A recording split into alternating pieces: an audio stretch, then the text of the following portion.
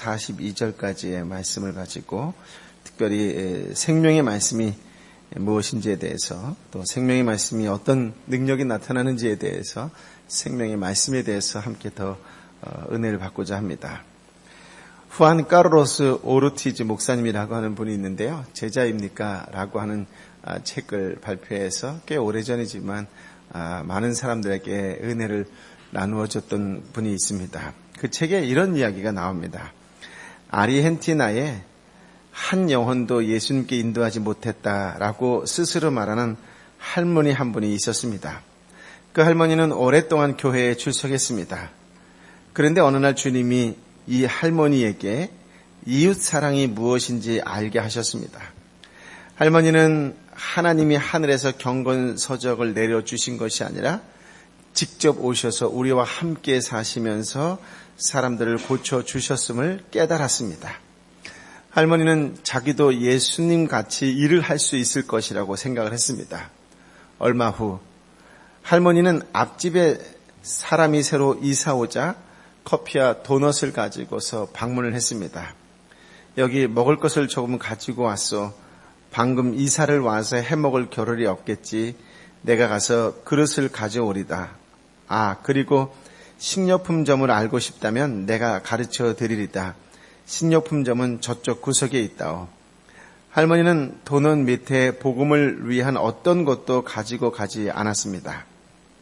음식을 가져가서 그들을 대접했을 뿐이지요. 잠시 후 할머니는 그릇을 가지러 왔습니다. 그리고 이렇게 말했습니다. 뭐든지 필요하면 내게 말해요. 무엇이든지 기쁘게 도와드리리다. 할머니는 결코 그리스도에 관해 설명하지 않았습니다. 그러나 한 달 후에 그 가정은 모두 세례를 받게 되었습니다. 우리는 초대교회의 사도들처럼 엄청난 표적과 기사로 부흥의 역사를 행하지는 못할 수도 있지요. 그러나 얼마든지 내가 만나는 사람들의 영혼 속에 예수 그리스도를 심는 하나님의 도구가 될 수는 있을 것입니다. 이것이 바로 성령의 역사이지요. 2주 전에 우리는 사도행전 5장 1절부터 11절의 말씀을 통하여 아나니와 삽비라에 대해서 확인해 보았고, 또 바나바의 헌신적인 모습도 함께 묵상해 보았습니다.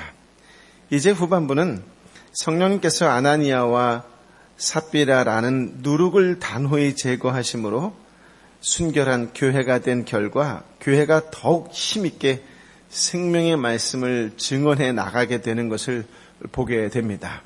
먼저 12절부터 16절까지의 말씀을 함께 보도록 할까요? 시작. 사도들은 사람들 가운데 많은 기적들과 표적을 일으켰습니다. 그리고 믿는 사람들은 모두 한 마음으로 솔로몬 행각에 모이곤 했습니다. 다른 사람들은 감히 그 모임에 끼어들지 못했습니다. 그러나 백성들 사이에서는 그들에 대한 칭찬이 자자했습니다. 더욱이 남녀할 것 없이 점점 더 많은 사람들이 주를 믿게 돼 그 수가 늘어났습니다. 심지어 사람들은 베드로가 지나갈 때 혹시 그의 그림자라도 덮일까 해서 들것과 자리에 환자를 눕힌 채 거리에 데리고 나왔습니다. 예루살렘 근처의 마을에서도 많은 사람들이 환자들과 더러운 귀신에 시달리는 사람들을 데리고 모여들었고 그들은 모두 고침을 받았습니다. 22절부터 16절의 말씀을 보면 성령님께서 교회를 정화시킨 후 믿는 자들이 점점 더 많아졌다, 이렇게 기록하고 있지요. 교회는 은밀히 역사하는 사탄의 역사를 경험했습니다. 그 후 마음을 같이하여 믿는 사람들이 모두 한 마음으로, 이렇게 되어 있죠. 한 마음으로 사도의 가르침을 받는 것이 무엇보다 중요하다는 인식을 공유하게 되었습니다. 그들은 다시금 모두 한 마음으로 솔로몬 행각으로 모여들었던 것이지요. 사도들의 손에 의해 표적과 기사가 많이 발생했는데 이는 신약 성경이 기록되지 않은 당시로서는 사도들의 말씀이 예수님의 말씀과 동일한 권위가 있다라고 하는 것을 입증하는 역할을 했습니다. 이 때문에 교회는 4장 30절에서 나왔지만 표적과 기사를 위해 기도했었고 그 기도는 필요를 따라 적절한 때에 적절한 방법으로 응답되었습니다. 앞서 12절, 13절에서도 읽어보았지만 모두 한 마음으로 모인 사람들이 전부 믿는 자들이라고 하는 것이죠. 그러니까 앞에서도 보면 바나바가 있었고 아나니아와 삽비라가 있었던 것처럼 오늘 본문의 말씀도 보면 믿는 자들이 있고 또 믿지 않는 자들이 있다라고 하는 것 또한 확인해 볼 수가 있습니다. 즉 믿고 모이는 자들이 있는가 하면 상종하지 않는 자가 확연하게 구별되기 시작하는 것을 볼 수 있습니다. 독특하게 구별되었으나 믿지 않는 자들이 이제는 더 이상 감히 교회를 얕볼 수가 없었던 것이지요. 과거에는 은밀히 활동했던 이단들이 21세기 오늘날에는 얼굴을 드러내고 활동하는 것에 비하면 참으로 대조적이 아닐 수가 없습니다. 도대체 무엇이 문제인 것일까요?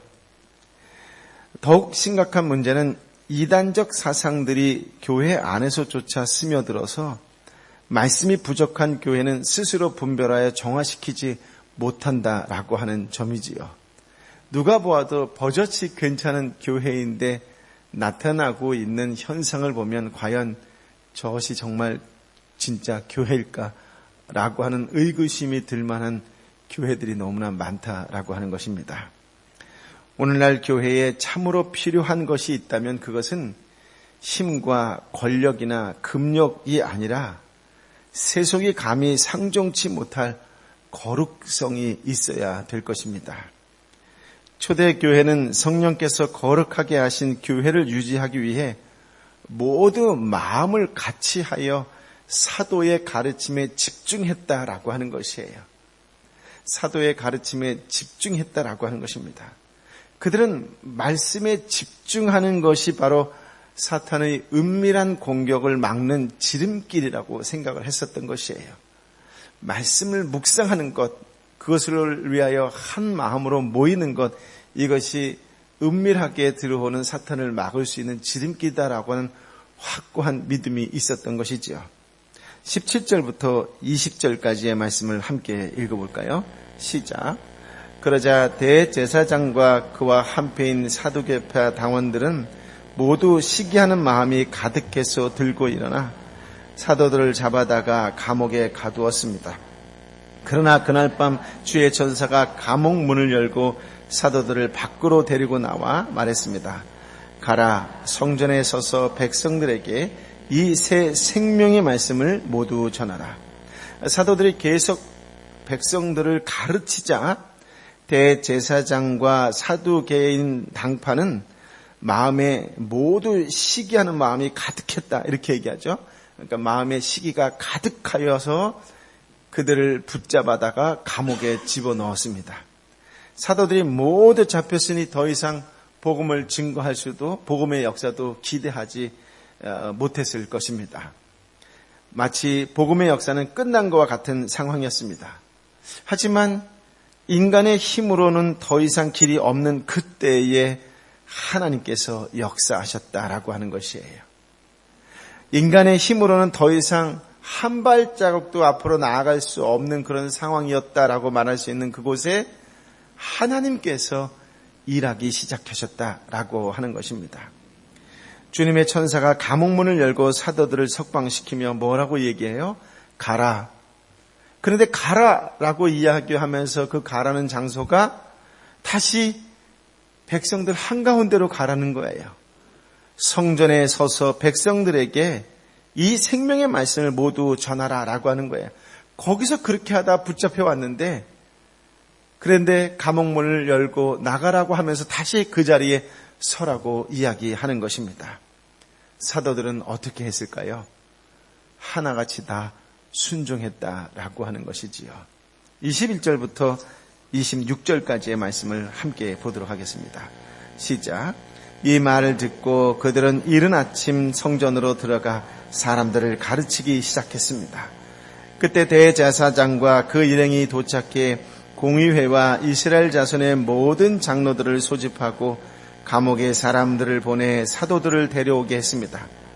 그러나 경비봉들이 감옥에 도착해 보니 그들은 온데간데 없었습니다. 그들이 돌아와 이렇게 보고했습니다. 감옥문은 단단히 잠겨 있었고 간수들도 문마다 서 있었습니다. 그런데 문을 열어보니 안에 아무도 없었습니다.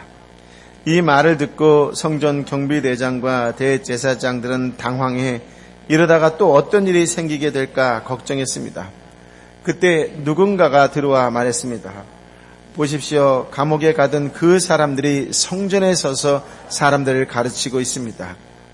그러자 경비대장은 부하들과 함께 나가서 사도들을 잡아왔습니다.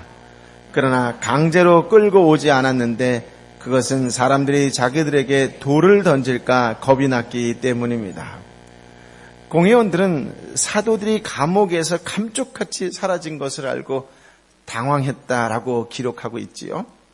성전에서 백성들을 가르치고 있다는 보고를 받고 사도들을 데려왔으나 백성에게 돌을 맞을까 두려워 폭력을 쓰지는 못했다고 기록하고 있습니다. 우리는 이 대목에서 말씀의 선포를 어찌하든지 막으려고 하는 세력과 어떤 형편에서도 생명의 말씀을 전파하려는 세력의 대조를 확인해 볼 수가 있습니다. 이런 대조 속에서 막는 세력은 겉으로 보기에는 막강한 권력을 가졌음에도 불구하고 실상 무력해지는 것을 보고 있습니다. 당황하며 두려워하고 있지요. 반면 아무 권세도 없는 사도들은 거침없이 담대히 생명의 말씀을 증거하고 있다라고 하는 것이지요. 감옥에서 기이하게 풀어주신 분은 사도들이 당국자들에게 체포되지 않도록 하실 수도 있었겠지요. 즉, 이 대목은 체포와 핍박당해도 결국 그 모든 것은 하나님의 허락하심 속에만 가능하다라고 하는 것을 똑똑히 알려주는 장면이다라고 하는 것이에요.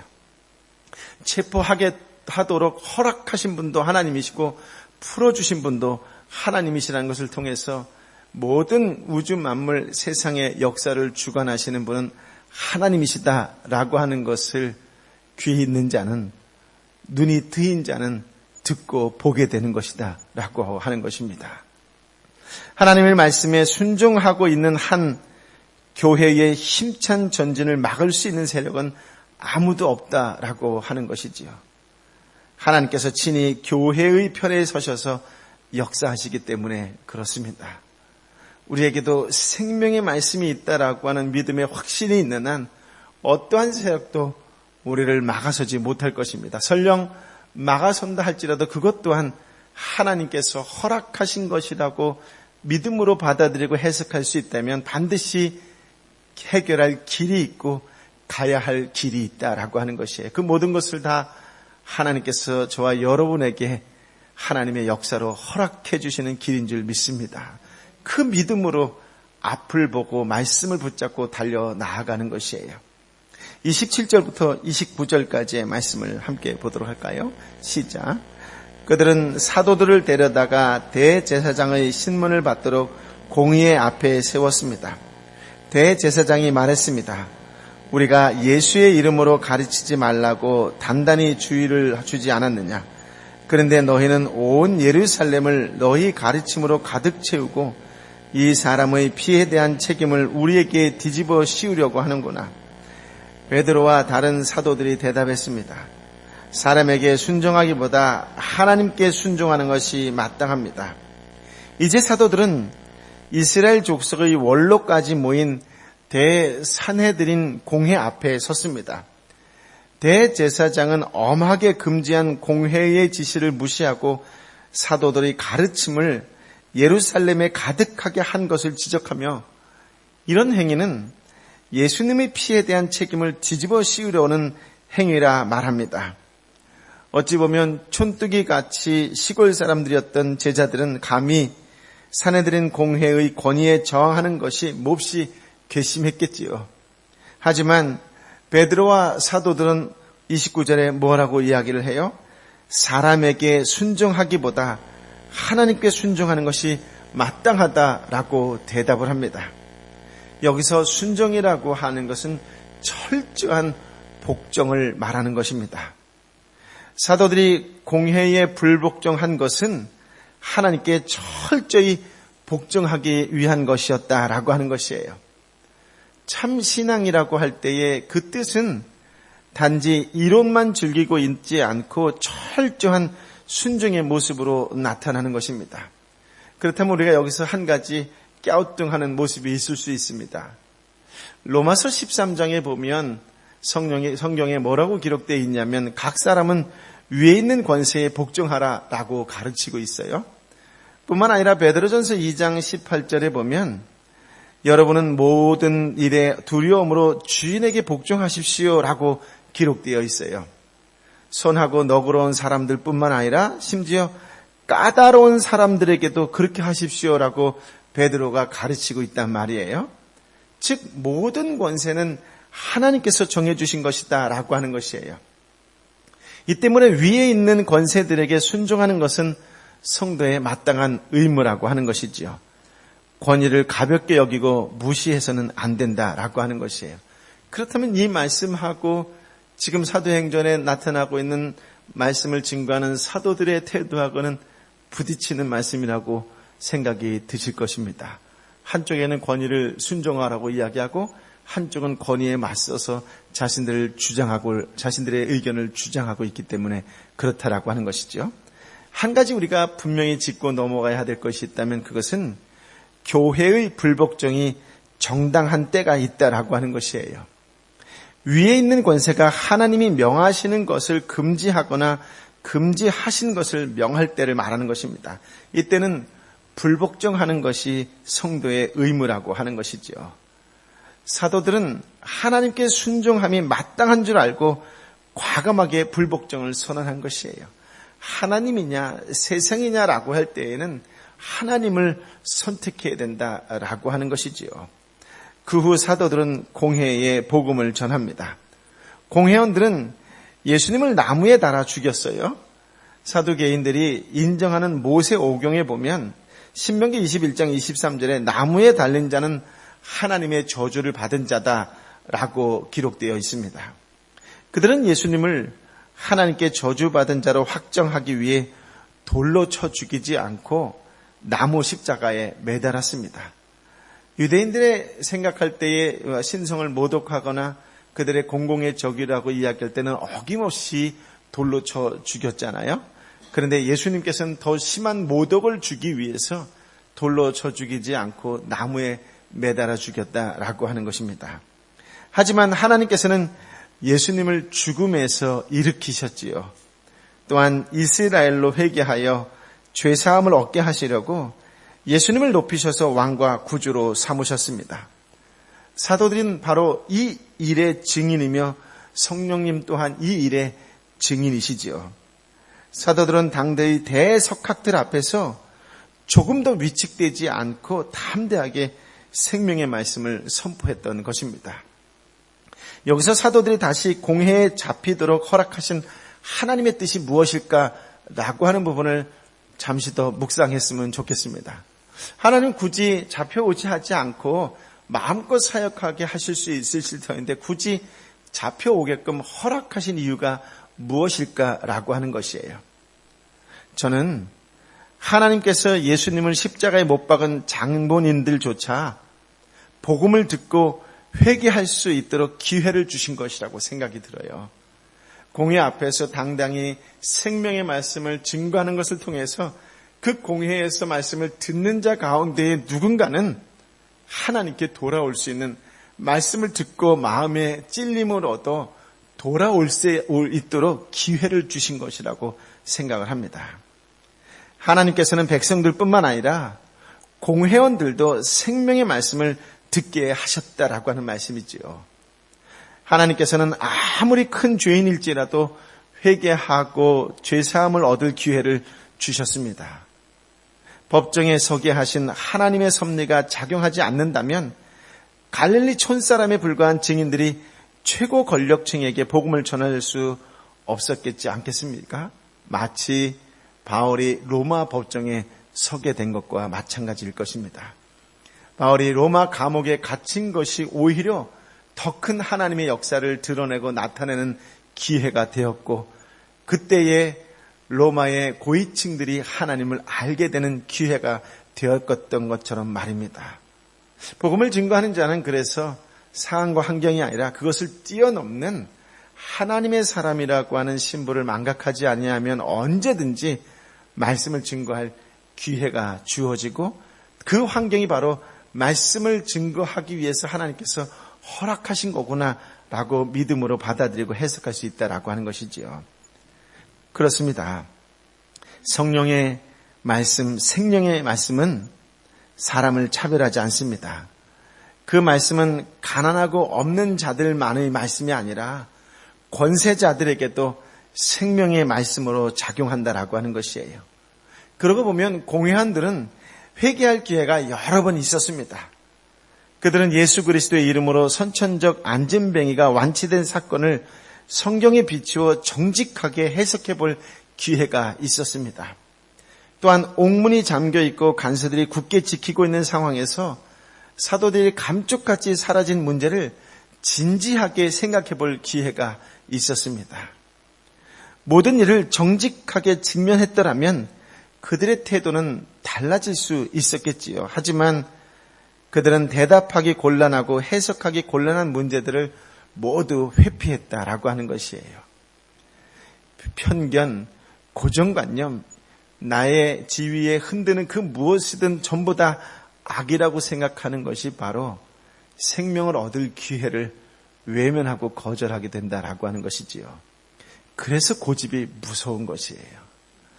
안진뱅이를 보고서는 할 말이 없어졌을 뿐이고, 사도들을 취조하면서 탈옥 문제를 단 한 번도 언급조차 하지 않았다는 것은 참으로 이상한 일이 아니겠어요?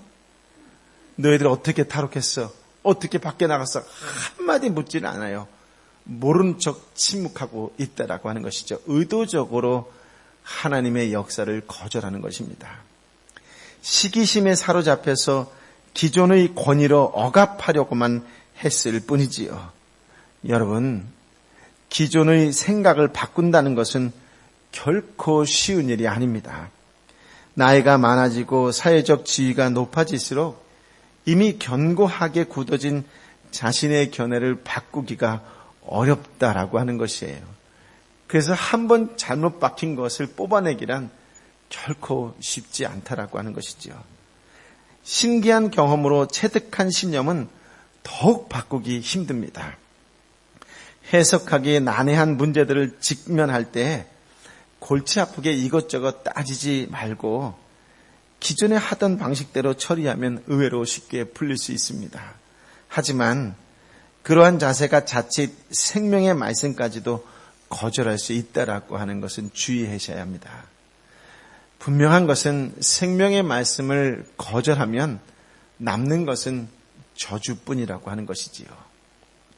우리의 삶이 늘 시간에 쫓기는 바쁜 생활이지만 돌아보면 말씀을 바르게 깨달을 수 있는 기회는 누구에게든지 여러 차례 제공되었다라고 하는 것이에요. 여러분이 조금만 눈을 열어서 하루에 단 30분만이라도 말씀에 진지하게 집중을 하면 하나님께서 단 한시도 빠짐없이 나에게 은혜를 제공하고 계시다라고 하는 것을 체험할 수가 있어요. 그러나 무엇이 그리 바쁜지 말씀과 기도하는 시간을 가지지 못하면 여러분의 고집을 해결할 방법이 없어요. 여러분의 고정관념은 고칠 기회를 가질 수가 없어요.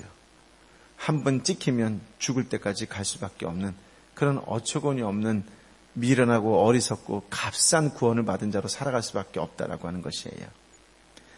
에베소서 5장 16절 이하에도 나오지만 하나님께서 주신 기회들을 외면하지 않고 선용할 수 있는 그런 지혜로운 그리스도인의 한 사람이 되시기를 예수님의 이름으로 축복합니다. 아멘.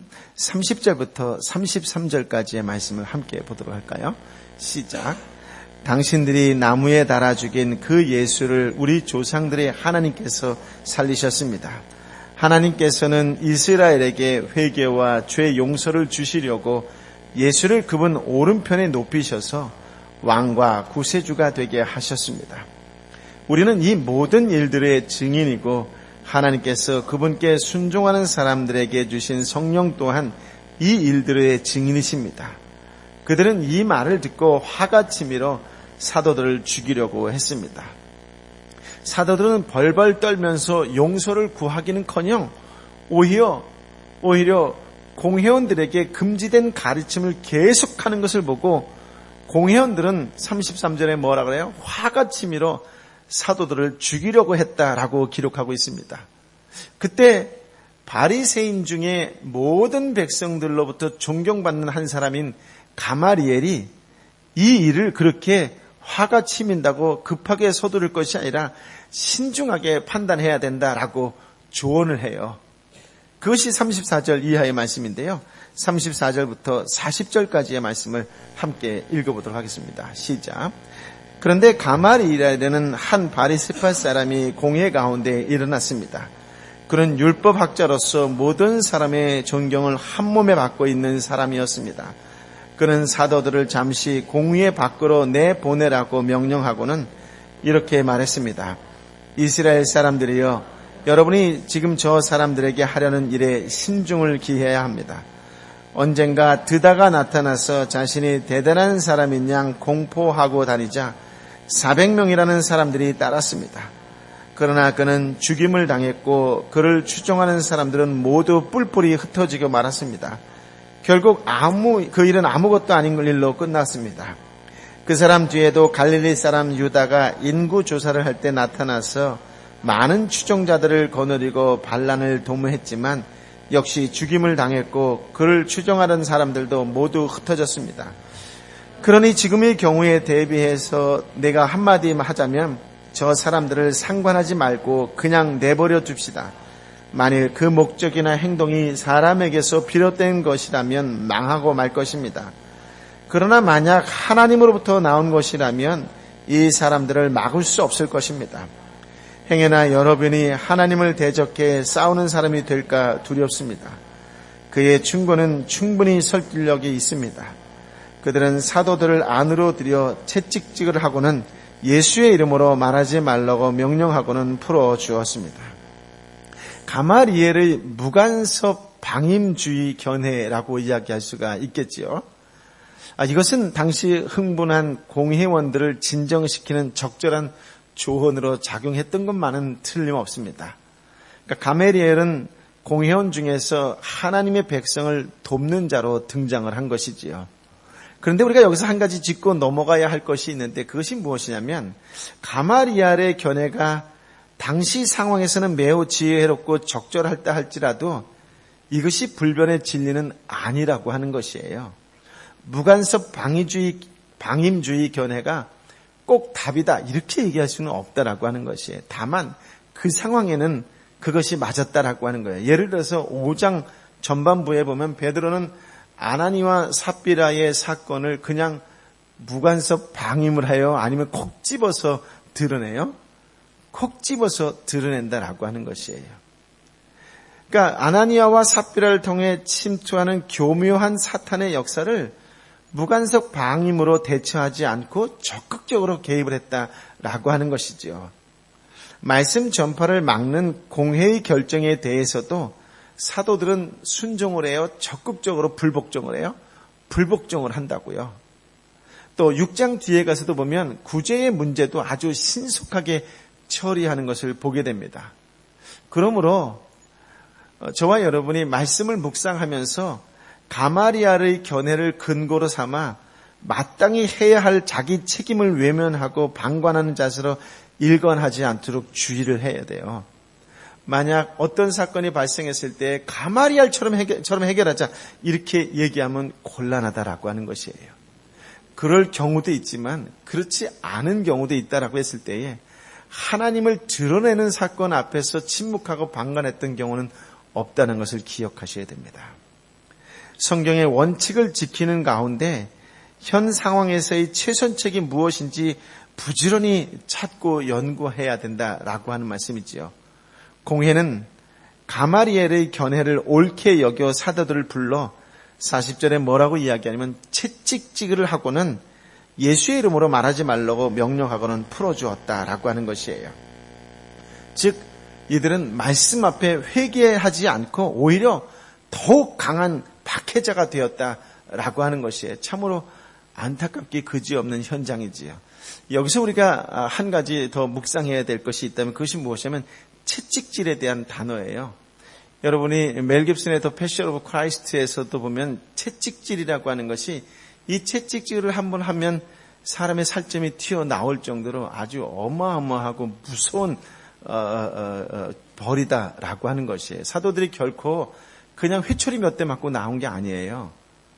그들은 소가죽으로 만든 이 매로 치면 살점이 찢어지는 고통을 당했다 이런 말이에요. 그러니까 아주 극심한 고문 가운데에 정말 죽지 않을 정도로 맞고 풀려났다 이런 뜻이에요. 채찍질이. 아마 사도들은 생명의 말씀을 전했다는 이유로 피투성이로 죽기 일보 직전에 풀려났을 것입니다. 그렇지 않았겠어요? 아까 화가 치밀어 올라서 당장 죽이려 했던 자들이니까요. 생명의 말씀을 전한다는 것이 결코 쉽지 않다라고 하는 것을 볼 수 있지요. 41절, 42절 말씀을 함께 읽어볼까요? 시작. 사도들은 예수 이름을 위해 모욕당하는 것이 합당하다고 생각하고는 기뻐하며 공회를 떠났습니다. 그들은 날마다 성전에서 또 집집마다 다니면서 예수께서 그리스도라고 가르치고 선포하기를 쉬지 않았습니다. 그러니까 사도들은 예수님 그 이름을 위해서 모욕당하는 것, 채찍질 당하는 것, 그런 것에 대해서는 당연하다, 오히려 기쁘다, 그렇게 받아들였다라고 하는 것이지요. 여러분, 오늘 사도행전의 사도들을 통해서 우리가 참으로 묵상해야 될 것이 많이 있을 것이에요. 그들은 그런 상황과 환경 속에서도 날마다 성전에서 또 집집마다 다니면서 예수께서 그리스도라고 메시아라고 가르치고 선포하는 것을 쉬지 않았다라고 하는 거예요. 한 영혼이 주께 돌아올 수만 있다면 무명의 할머니는 지극한 친절을 오늘 우리가 말씀 묵상한 새벽 말씀의 단어를 빗대어 온다면 환대를 했다라고 하는 것이에요. 쉽게 얘기해서 친절했다라고 하는 것이에요.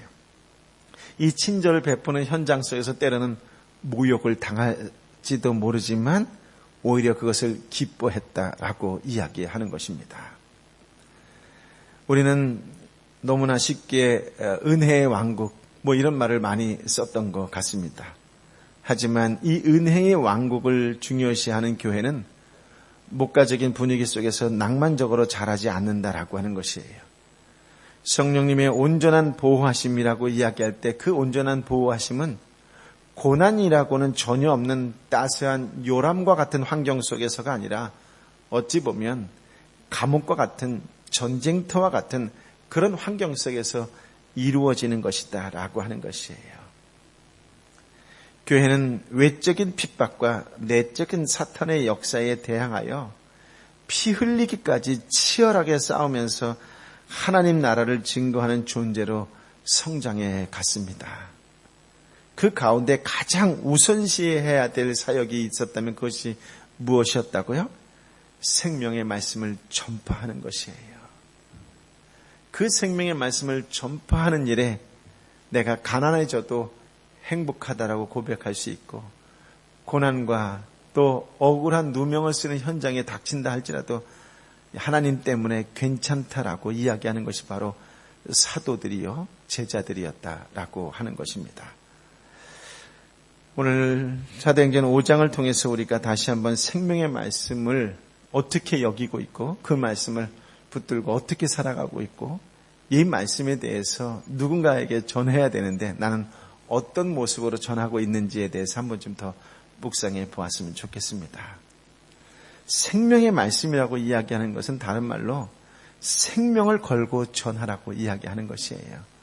그 생명을 걸고 전한다는 것이 무엇일까? 이 부분을 묵상하시면서 서두에 말씀드렸처럼 할머니처럼 할 수도 있고 사도들처럼 온몸이 피투성이 되었음에도 불구하고 그 몸을 일으켜 세워 사람들 속에서 증거하는 자로 세워질 수도 있고 하는 것이에요.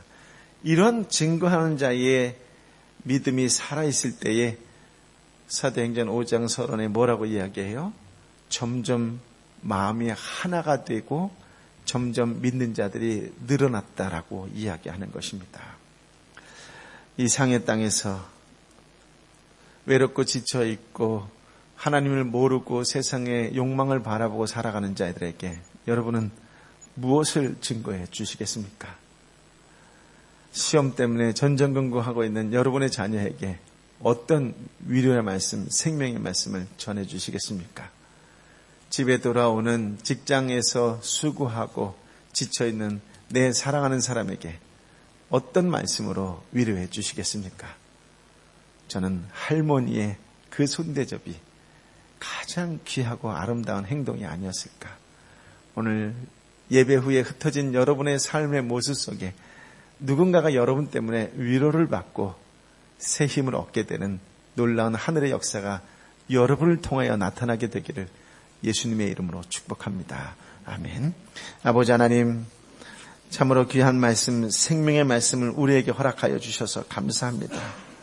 어떠한 외적인 핍박과 내적인 사탄의 역사가 있었음에도 불구하고 그러한 사건과 사고 속에서도 여전히 생명의 말씀을 붙들고 오히려 그들에게 생명의 말씀을 전하려고 하는 이 사도의 놀라운 열정을 바라보면서 하나님의 열심을 보게 됩니다. 감옥에 가게 한 것도 하나님의 역사요, 풀어준 것도 하나님의 역사라면 내 삶이 어떠하든지 간에 그 모든 것이 하나님의 손 안에 있는 것이라고 한다면, 그렇다면 하나님의 뜻이 무엇인지 알고 그 뜻을 이 땅에 이루어 나아가는 하나님의 사람으로 살게 하여 주옵소서. 내가 만나는 그 사람에게 위로와 격려와 사랑을 나누어 주는 축복의 통로의 삶이 오늘 우리 한 사람 한 사람의 삶이 되게 하여 주옵소서. 오늘 우리가 만나는 그 누군가 할지라도 예수를 알고 모른다라고 할지라도 나를 통하여 위로받는 역사가 일어나게 하여 주옵소서. 나를 통하여 사랑이 증거되는 역사가 일어나게 하여 주옵소서. 나를 통하여 전해지는 말 한마디가 생기가 되고 생명이 되는 놀라운 성령의 역사가 일어나게 하여 주옵소서. 그래서 나를 통하여 예수를 알게 되고 나를 통하여 증거된 그 모든 현장이 주께 돌아오는 생명의 역사로 일어나게 하여 주시옵소서. 우리를 사용하여 주시는, 우리에게 능력과 권능을 부어주시는 예수님의 이름으로 기도하옵나이다. 아멘.